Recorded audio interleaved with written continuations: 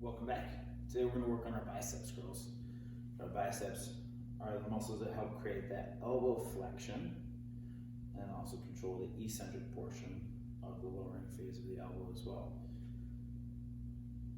Just like we talked about before, anytime you add external load to your body, you want to make sure you go to that nice braced position first. Core is nice and engaged before we add that load.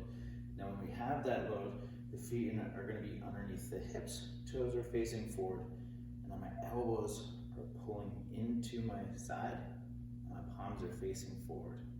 Now, things that can happen, our shoulders are going to want to scrunch up if the weight is heavier. Maybe you start to go into that rocking phase here if it gets too heavy.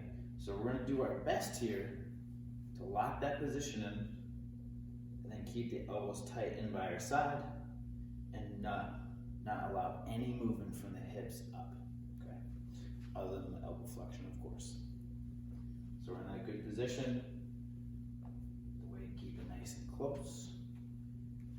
Feet underneath the hips, toes facing forward, shoulders down and back.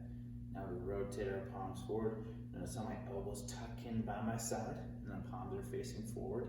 Then I'm gonna exhale, squeeze, bring those wrists close to the shoulders, and then inhale nice and low.